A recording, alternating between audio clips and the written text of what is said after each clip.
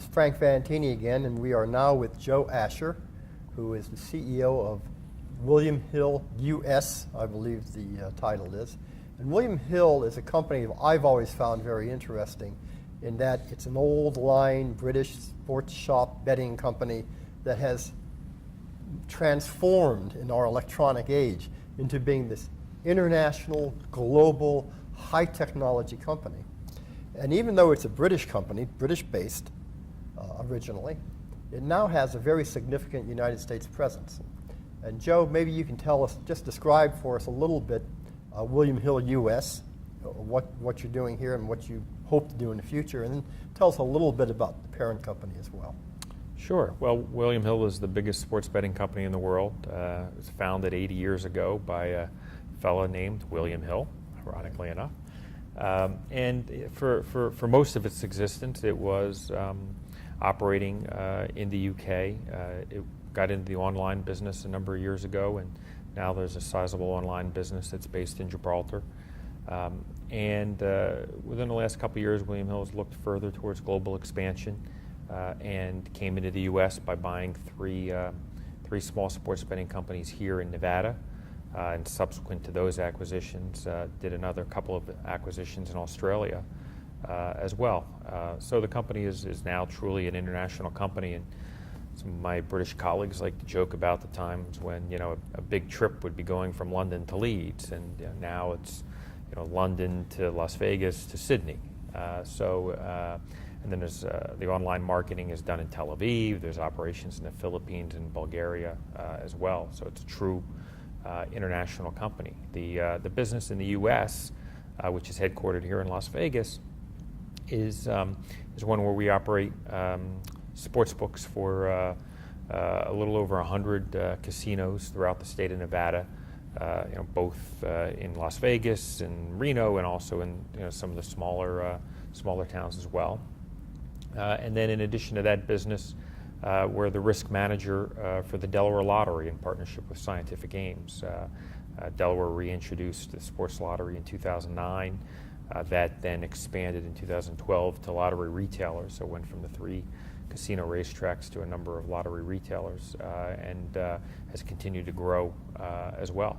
So that's sort of the short of William Hill US. We have about 425 employees, all here in Nevada, in between the home office and out in the various sports books. In the United States, we have a lot of regulatory and legislative issues to be resolved if online gaming is to grow like some people would like to see it grow. How do you see it? And we've gotten off to a slower start than many people had expected. How do you see online gaming playing out in the U.S.? I'm not sure I have the crystal ball on that, Frank. Obviously, there's folks on both sides of the issue at the federal level. The states, you've got Nevada and Delaware, and also New Jersey, and of course the compact on poker between Nevada and Delaware, I think, was a fairly significant development. But eventually, one would expect it to spread over time as the world becomes more digital, more internet-based, more mobile.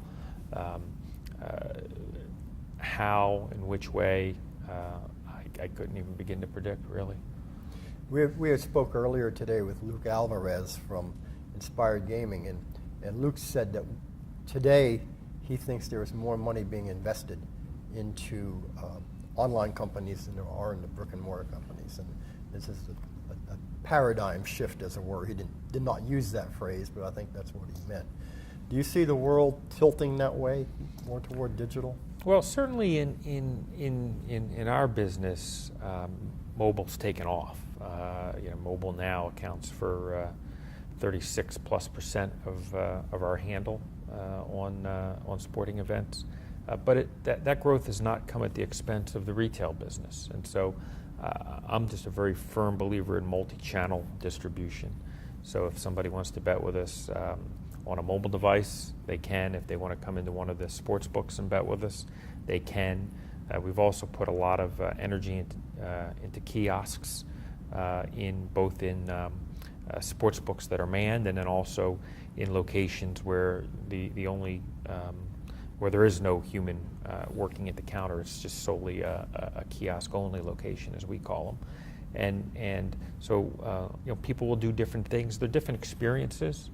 If all you're interested in is the actual transaction of a bet, mobile can be oftentimes the most convenient thing for you to do.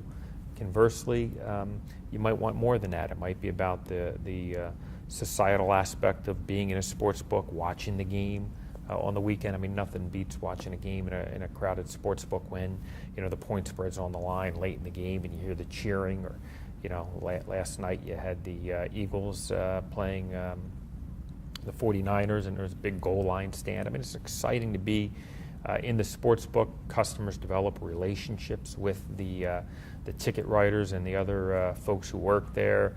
There's the food and beverage service that comes with it. So it's just a different experience. And so I think that people will do both. People will do both. They might want to browse in a bookstore. They might know exactly what they want and buy it on Amazon. They might want to go to the fashion show mall and look around at the different stores, or they might just want to buy a particular size of shoes or dress online. So people sort of go back and forth and do both.